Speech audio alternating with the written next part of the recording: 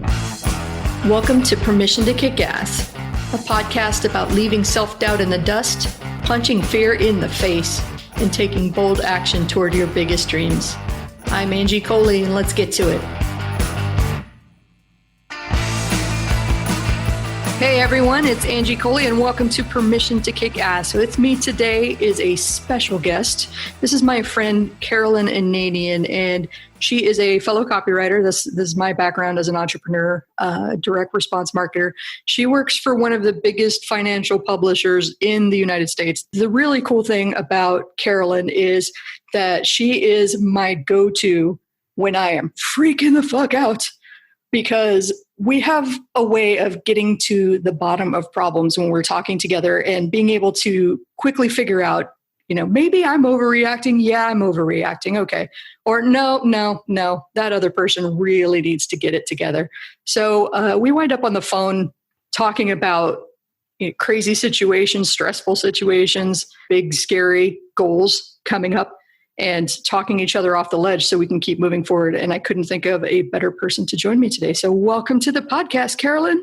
Hey, Angie. Thanks for having me here. It's great to be here.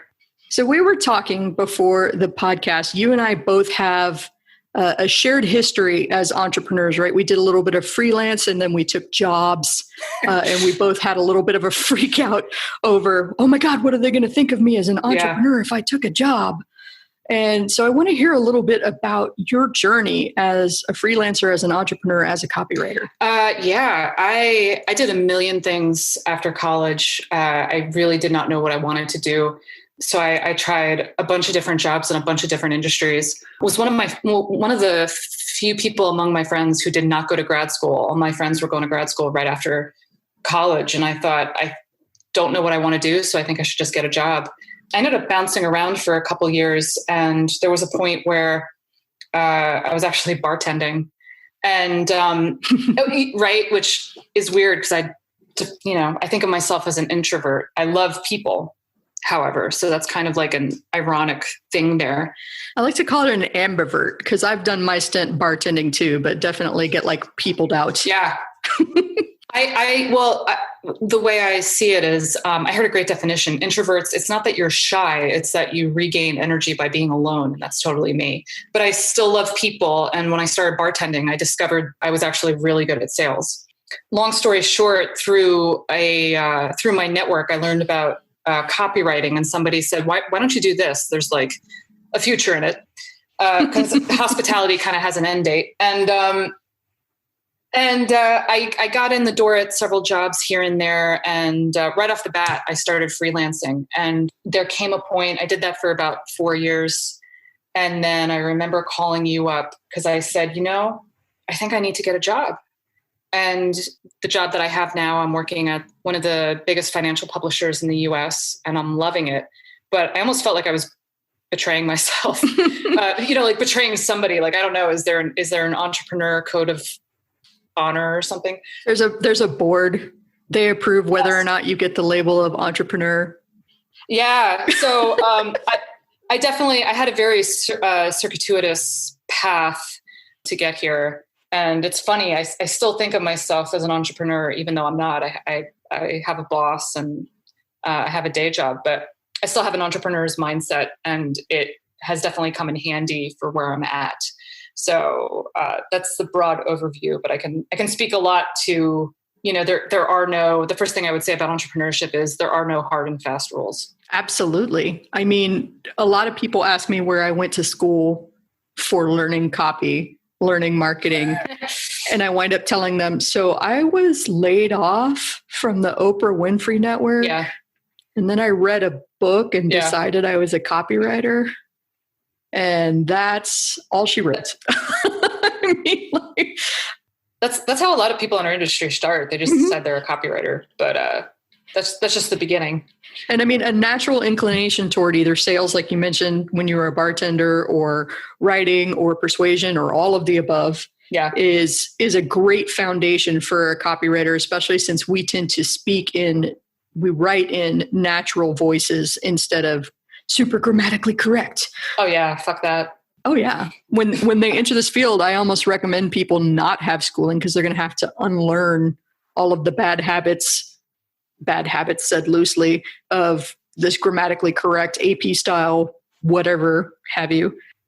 And I did the same thing. Like, I didn't know what I didn't know. So I just kind of made it up as a freelancer. Yeah. Took what gigs I could. And then when I realized I was at a wall and I didn't know what to do next, I took a job. And oh, the shame. Yeah. Oh, the shame of being a corporate stiff. There's a lot of weird, made up, I think, pressure on people in the entrepreneur space.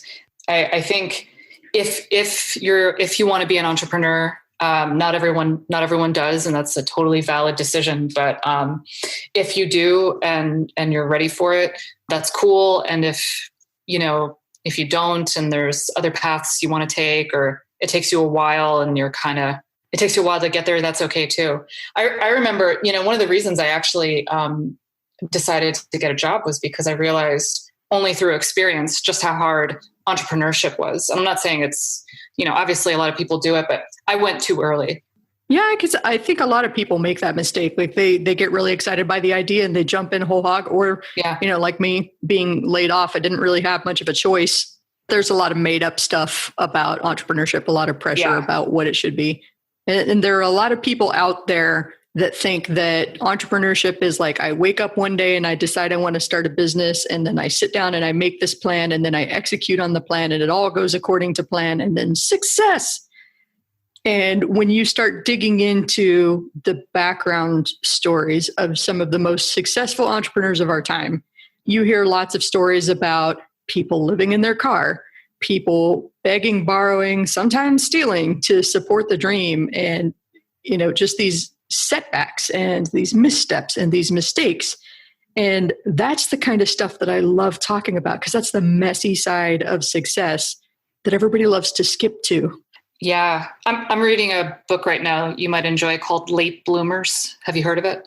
I have not. It's called Late Bloomers, The Power of Patience in a World Obsessed with Early Achievement. Ooh. By Rich Karlgaard, who is the publisher of Forbes magazine, which if you don't know his story, and I didn't, he graduated from Stanford and then spent his 20s working as a security guard, and felt like a total loser because he was like, what am I doing with my life? He was just a late bloomer. He was on the cusp of 30. I think he was actually almost 40 by the time he finally took a job where he basically got bumped to CEO, and he was just winging it. No, he really was. And he just, in his mind, he was just using common sense for strategy and going out of his way to motivate employees. And he worked his way up the ladder that way. But it's interesting, right? Because we put all this attention on early achievement when statistically the vast majority of entrepreneurs, and particularly CEOs, don't reach that point until well into their 40s. I know. And it's always bewildered me, the people that have their lives mapped out from like the time they turn 12. I know exactly, I'm going to be the prom queen. I'm going to be married by the time I'm 24. Yeah. I'm going to be a CEO by the time I'm 35. Like, they have all the steps mapped out. And I think at 26, which is about, I've been in this industry for about 10 years. That was when I was already working a job in an area that I thought I was going to spend the rest of my life in, TV development, out in LA. And I still don't really feel like I knew what I was doing. Oh, I thought I was going to go to law school. And then I thought, I thought I was going to, go work for the government. I thought at one point I was thinking of medical school. This was at 22, of course, but like, I didn't know what I wanted. Actually, I would say that to anybody who's considering entrepreneurship. It's like, what do you really want? And do you just need therapy? I'm totally serious. I'm totally serious, because most people, are you running toward entrepreneurship or are you running away from something? Yeah, that's a good distinction to make. And I think a lot of us share this. I know we have a mentor named Kevin Rogers, and I've talked about him on previous episodes of the podcast, but he talked about not fitting in anywhere, really, being unemployable. And that's always made me laugh, because like you, I've done just about every job under the sun. Picked up trash, been a firefighter, I've tended bar, I've done everything. I did a brief stint as a phone sex operator. No shit. Wow. That was weird. I did not last very long in that job. I imagine that. That's a tough job. I thought waiting tables sucked. Yeah, it was a pretty tough job, but Everything that I've ever done leads me to where I am because it gave me such a rich tapestry of experience, a rich well to draw from whenever I'm coming up with stories. Yeah. I love that. I think it's also great to know what you hate. Yes. As much as because a lot of us, let's be honest, like the way society is built, we're not equipped to find out what we actually want. If anything, it's kind of beaten out of us by the time we graduate from school, because we spend the first 20 years of our lives following someone else's curriculum and nobody actually says to us, well, what do you actually want? And what does that look like? And what does success look like to you? Money is great, but it's not everything. And that's true, because if you define success by making your first $1 million, well, what happens when you hit that first $1 million? Mm-hmm. Now what?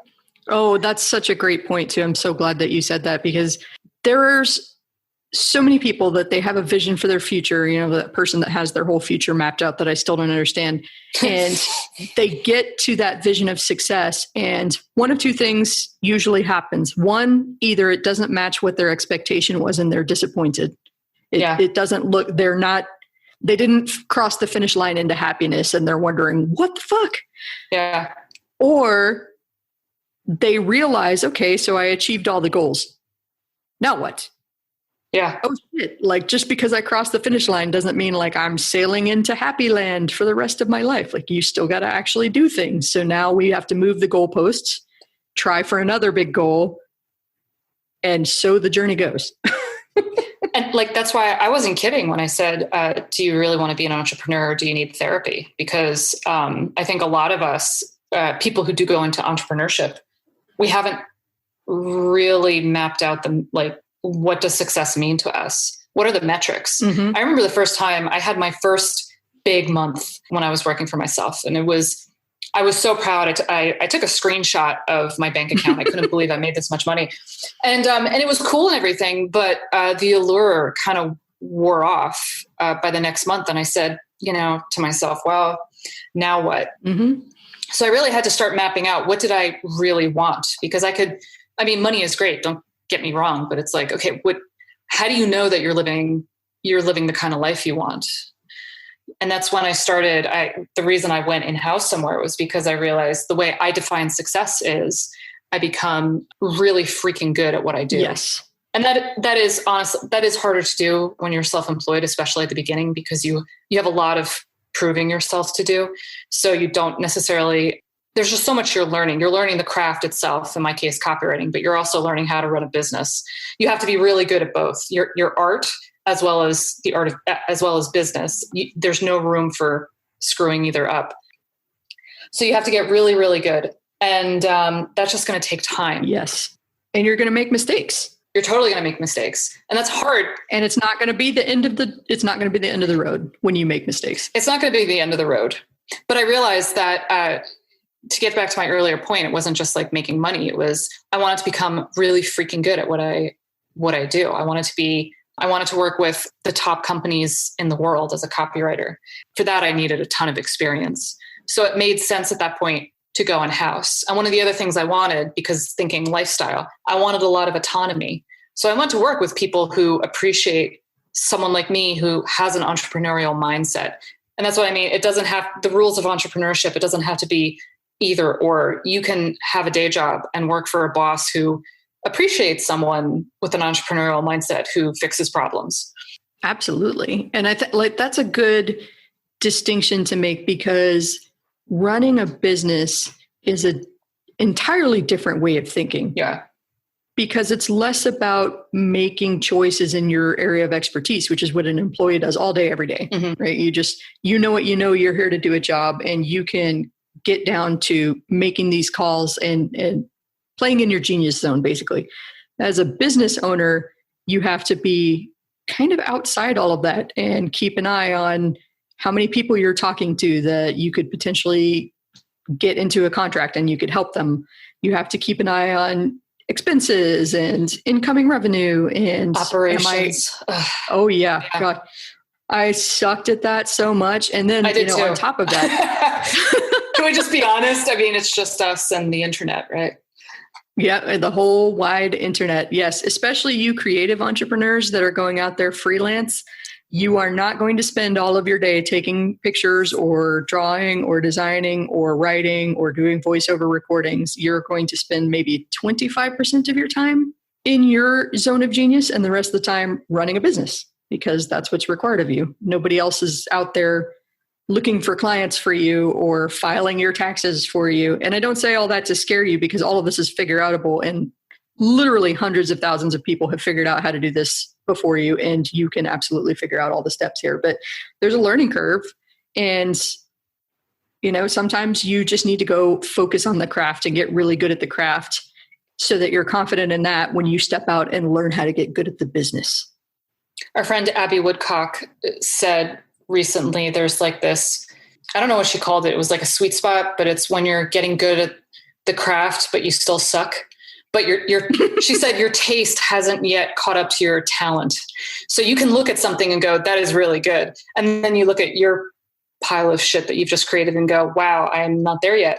So, and that's tough when you're self-employed. So there's something to be said for an apprenticeship process. And I think particularly in North America, American society has lost a sense of the importance of apprenticeship. I have a friend who's at the top of her game in the design field. And she'll tell you, she worked for a boss for 20 years and then went out on her own and hung up a shingle. And she kicks ass at what she does. So a period of apprenticeship is not a bad thing. Oh, yeah. I remember when that clicked for me, because when I was, I picked up that book, and that started the progression of me paying for trainings, right? Yeah. And thinking about going to advertising school where I could develop a book and all of that stuff. And then something clicked. I don't even remember who I was talking to or where the conversation happened, but I distinctly remember realizing that I could get paid to learn instead of paying other people to teach me. And that made all the difference. I think like being able to reframe it, I'm not necessarily just taking a job and failing at entrepreneurship, hang the cone of shame on me because I have failed at entrepreneurship. I'm doing what I have to do to get good, and I'm being smart about it because I'm getting paid to get good. I joke with people, but I'm not really joking. I say that at my job, I'm here to get a PhD in direct response copy because, and it's not a joke. I mean, when I first came in, I said it was a master's degree. Now I'm saying it's a PhD.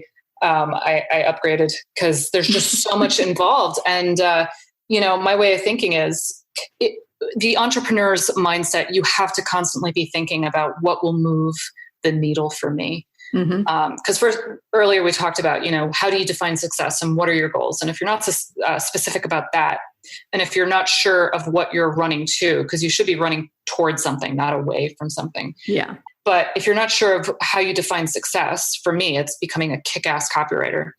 You won't know what's going to move the needle for you. I know what moves the needle for me. It's churning out copy every day. And that's what I'm doing. It's also learning things like product development. It's learning how to interact with the design team and create a full launch, how to work in different areas of the business. Right now, operations are not that important to me. Down the road, if I decide to go out on my own again, I can figure that skill set out finally at the right time. But it really comes down to prioritization. And we're really bad at that. I don't just mean you and me. I mean, society as a whole, we think priorities in terms of plural, and it's really not. There's only one priority at a time. Yeah. What is the priority? What is the thing I have to do today or this week to move the needle and move me forward? Oh, that's such a great point. Such a great point. So thank you. I know we've talked a lot about entrepreneurship behind the scenes, and particularly the overwhelm that comes with this. And I know one of my biggest, there's a lot of shit to do, right? Yeah. And one of my biggest sticking points, this is a point I come back to over and over and over again with my coaching students, is the difference between busy work, making yourself feel good, patting yourself on the back because you're checking stuff off a list, and actually making forward progress. God, I would, again, I go back to, you probably need a therapist. Yes. And that's not me being a smart ass either. Like, everyone should be in therapy. But I notice busy work is often a nervous tic or anxiety. Stalling tactic. It's a stalling tactic. It's an attempt to have control when you feel out of control. I don't know if I have a clear answer. I'm at a point where I'm very clear with myself every week. What are the things like I have to be doing? Like for most entrepreneurs, especially creatives, honestly, it comes to sales. If you're not making sales, you're out of business. Yeah. I say this as someone who has a day job, by the way, because my specialty is renewals, which means I'm keeping current customers happy, upselling them, et cetera, et cetera.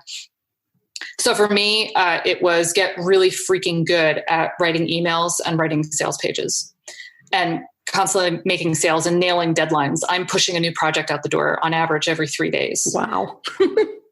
Yeah, I know. When I first started, it would take me like 2 weeks to write a sales letter. Now it's like, you have 3 hours, go. Mm-hmm. So for me, it was speed, nailing deadlines. Now I'm at a point where, I can look into other skills. I have a list, honestly. I would say you have to be specific about what's actually going to move the needle for you. I don't know if this answers your question. No, I think there was something that you said that stuck out to me, and kind of knowing what you're measuring against, and especially for entrepreneurs, sales above everything. I know sales is something that makes many, many of us, myself included, squeamish sometimes, just making that ask. And, oh my God, will they hate me? It can be pretty intimidating, but sales, without sales, you're not in business, period. Yeah. End of story. And so that is a fantastic bar to kind of measure your activities against and decide whether you're making forward progress or not. That is something I've challenged people with over the years many, many times, especially if they've got a long to-do list, including get my logo designed, figure out what my company name is going to be. Should it be a Gmail address? Should I buy a domain? Like they spend all this time. That's busy work. That's total crap. Honestly. Oh yeah. And I've run it through that same filtering system. I think, is this making me money or is this costing me money? Getting a business card, getting a website designed, none of those things are actually making you money. They will help you in making money long-term. But if your goal is to get a business off the ground and not have to go back to a job, you got to focus on making those sales, getting some customers in the door. And those just don't work. Like, I don't know. You can do that. You can do that with an email list. A lot of people will tell you they started a business without a website. Mm-hmm. I still don't have. I have a website. I barely use it. I should quote unquote probably update it, but it's not the priority right now. Yeah. But you can get customers with a simple email list. So many people don't believe me when I say that too, because I used my website as a stalling tactic for like a year. Yeah. While I was writing that and getting it perfect. And then I built it myself and it was horrible and it was ugly and I never sent it to anybody. Yeah. So I delayed taking action for a year on this thing and still got clients anyway without sending anybody to it. I think, if someone was starting out and they thought they wanted to dip their toe onto entrepreneurship, it comes down to who is your customer. Mm-hmm. Forget the logo, forget all the other, busy tactical crap. That's a waste of your time. Who's your customer? It's probably not who you think it is. It's probably, they probably have more money than you think. I aimed so low in the beginning because I was just like, I didn't even know who was out there. Sometimes you just have to do some research first to find out who is out there and who needs what I have. And I guarantee you, they probably don't even have job openings anywhere. It's all through back channels. That sounds so glib, but it's like, I'm just thinking like, sales starts with a conversation. Absolutely. And that's like the overlooked part of what every entrepreneur needs to get good at. Again, sales. Sales, the whole word just conjures the idea of some smarmy old dude, sleazy dude on a used car lot, just pushing you and pushing you and pushing you and using these bullshit tactics that we know aren't true. I got to talk to my manager. I don't know if I could do that. That's, and sales doesn't have to be that way. That I decided a long time ago after a particularly bad experience with a client that I could not live with myself if I was selling something I did not believe in. Oh yeah, 100%. So, but there are a lot of people that don't have those kinds of principles. So it kind of goes back to what you were saying Well, I don't, principles is probably a bad word to use there. They don't think the same way. And that's not necessarily a bad thing. They have their priorities is making money, and they don't necessarily care about the product as much as making money. And that's fine too, if that's what works for you. I have to make money and feel good about myself at the end of the day. Yeah. And the cool thing is realizing that both are possible. Yeah. I think of sales as helping people solve their problems. Absolutely. Because if you're like, just speaking as an entrepreneur, if you're walking in the door, to a potential client, if they have a problem you can solve and you can solve it well, you're kind of stealing from them if you're not offering your solution to them. And I say that as someone who has been on both sides of the hiring table. It is really hard to find good people. It's really hard to find good experts who can take the ball and run with it and actually solve your problem. So, I mean, if you can solve that problem for them, they'll be delighted to meet you, and they'll be happy to pay for it. That's really not, really good sales is not so transactional. It's just, at the end of the day, solving somebody's problem. And we all have problems. The world's got a million of them. Oh yeah, absolutely. And there are some problems that I almost feel like I would pay an endless amount of things to solve. I don't like doing my taxes. And after years of entrepreneurship and having to manage my own receipts and, the personal taxes and the business taxes, I finally hired someone. Yeah. After years of seeing, oh my God, that's so much money. I can't possibly spend all that. Best money I ever spent. For me to have to spend 10 minutes sending all my paperwork to someone else and then cut a check and then get documents back. Yeah. And you raise a good point. Like, think back on the last thing you bought. You probably were delighted to buy it. Mm-hmm. Think of all the things that you're happy to buy. Sometimes you don't even ask the price, and I'm not even just talking about Starbucks, but there are things that people spend lots of money on. And, look at, you talk to a motorcycle enthusiast or any enthusiast in a niche market, they love their toys, and price is an afterthought to them. People in luxury markets where they have a lot of money and no time, they are happy. Their time is premium. They're happy to spend any amount of money to buy back their time. So people don't, I would tell anybody listening, like, make no mistake. There's a lot of people out there who are thrilled to make money and thrilled to spend it. And if you give them, if you come across in a genuine way and you make it clear that you can actually solve their problem, they're happy to pay. Absolutely. And that's so funny because you spend money or time. You're going to spend one way or another on solving this problem. And for some people, it's more important to them. It means more to them to spend the time doing it, either because they don't have the money or they really want to learn it themselves or whatever reason. For some people, the time is more important. And so they'd rather spend money to just have that problem fixed. So I think if you're coming from a place of service and like, I have this skill and it could really help some people who needs this, I'm going to go find them, then sales becomes a hell of a lot easier. Oh yeah.